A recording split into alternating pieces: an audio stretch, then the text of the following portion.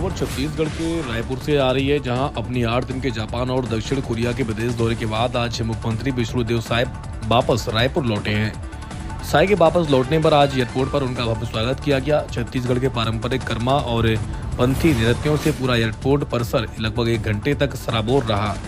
लोगों की बड़ी संख्या में मौजूदगी ने मुख्यमंत्री साय की लोकप्रियता और उनके विदेश दौरे की सफलता को स्वयं ही बयां कर दिया। मुख्यमंत्री का पुष्प गुच्छों से लेकर गजमाला तक से स्वागत किया गया। एयरपोर्ट के निकास द्वार से मीडिया गैलरी तक लगभग 100 मीटर की दूरी तय करने में श्री साय को लगभग 15 मिनट लगे। इस दौरान लोगों ने पुष्प वर्षा से भी श्री साय का भव्य स्वागत किया। संवाददाता विनोद खेतले की रिपोर्ट। और साउथ कोरिया के 8 दिवसीय सफल विदेश यात्रा के बाद आज छत्तीसगढ़ वापसी हुई है और एयरपोर्ट में आज हमारे माननीय यशस्वी अध्यक्ष जी श्री किरण देव जी, हमारे मंत्रिमंडल के सभी मंत्रीगण, सांसदगण, विधायकगण, हमारे संगठन के सभी वरिष्ठ जन, निगम मंडल के अध्यक्षगण और रायपुर जिला और रायपुर ग्रामीण जिला और प्रदेश भर के देवतुल्य कार्यकर्ता यहाँ पर अभूतपूर्व स्वागत किए हैं। इसके लिए मैं सबसे पहले उनका आभार व्यक्त करना चाहूँगा, उनका धन्यवाद करना चाहूँगा। और ये जो 22 अगस्त से 29 अगस्त तक जापान और दक्षिण कोरिया की 8 दिनों की यात्रा थी, ये बहुत ही यात्रा सफल रही। इसमें टोक्यो, ओसाका और सोल, जिसको सियोल भी कहते हैं, दक्षिण अफ्रीका के अंतर्गत है, तो इन शहरों में जाने का अवसर मिला है। और सौभाग्य है कि हमारे देश के यशस्वी प्रधानमंत्री श्री नरेंद्र मोदी जी वो भी जापान की यात्रा पर हैं और वो जब से हमारे देश के प्रधानमंत्री बने हैं तो विश्व में हर जगह भारतीयों का मान और सम्मान बढ़ा है। मैं पहले भी विदेश गया हूं, लेकिन इनके प्रधानमंत्री बनने के बाद जो विदेशों में भारतीयों का सम्मान है वो पहले कभी नहीं रहा। ये हम सब लोगों के लिए सौभाग्य का विषय है। और ये दौरा माननीय प्रधानमंत्री जी का, इसमें जापान के साथ में जो MOU हुआ है, आने वाले 10 साल में करीब 6 लाख करोड़ का निवेश आने वाला है, जिससे हमारे देश और छत्तीसगढ़ को भी लाभ होने वाला है। और ये निश्चित रूप से हमारे देश की अर्थव्यवस्था और छत्तीसगढ़ में औद्योगिक निवेश और विकास को भी एक नया ऊर्जा देगा।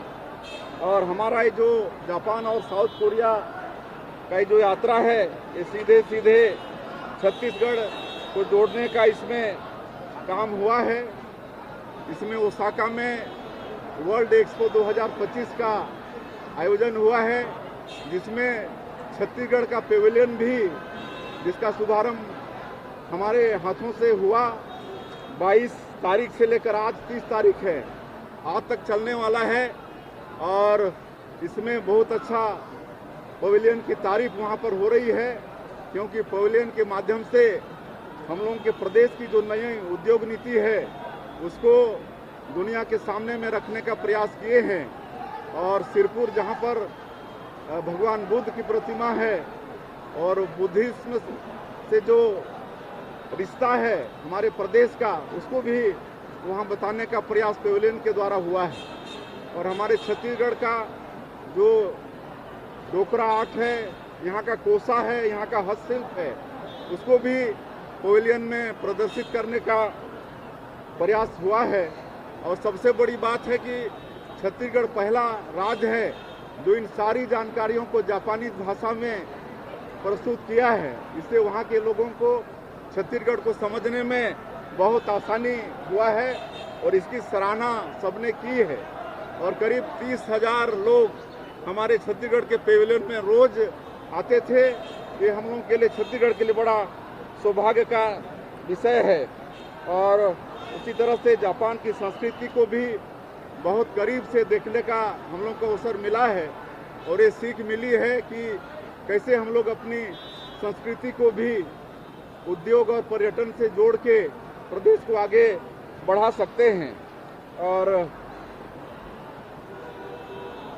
हम लोगों ने टोक्यो, ओसाका और सियोल ये तीनों जगह इन्वेस्टर कनेक्ट का आयोजन हुआ था, जिसमें एशिया महाद्वीप के बहुत से बड़े बड़े उद्योगपतियों से मुलाकात करने का अवसर मिला और उनको भी छत्तीसगढ़ को जानने का अवसर मिला है। और 6 MOU हुए हैं विभिन्न क्षेत्रों में, खाद्य प्रसंस्करण, स्किल डेवलपमेंट, पर्यावरण संरक्षण, इलेक्ट्रॉनिक्स और EV जैसे सेक्टर में ये 6 निवेश प्रस्ताव दिए हैं, जिसमें सरताज फूड्स, SAS सानवा, बायोसीड्स, बियानी ग्रुप और मॉडर्न टेक ये कंपनियों के साथ MOU हुआ है। आने वाले समय में ये इन्वेस्ट करेंगे हमारे छत्तीसगढ़ में, जिससे विकास को भी, मतलब उद्योग को भी विकास मिलेगा और हमारे लाखों लोगों को रोजगार भी मिलेगा। उसी तरह से वहाँ की जो बड़ी बड़ी संस्थाएं हैं, NTT है, जेट्रो है, KITA है, मोराबू, हसीन, ATCA और यूनिकोरल जैसी जो बड़ी बड़ी संस्थाएं हैं, इनके साथ भी हम लोग की मुलाकात हुई है, चर्चा हुई है। और IT, semiconductor, cloud, pharma, electronics, logistic और स्किल ट्रेनिंग, इन क्षेत्रों पर इन संस्थाओं से चर्चा हुई है। तो इस क्षेत्र में इनका भी सहयोग हमारे छत्तीसगढ़ को मिलने वाला है। कोरिया में ICC के साथ हमारा MOU हुआ है, वे हमारे नॉलेज पार्टनर बनेंगे और हमारे प्रदेश में औद्योगिक नीति के तहत उद्योगों में नई तकनीक और स्किल और मैन पावर तैयार करने में इनके द्वारा हमारे छत्तीसगढ़ को सहयोग मिलेगा।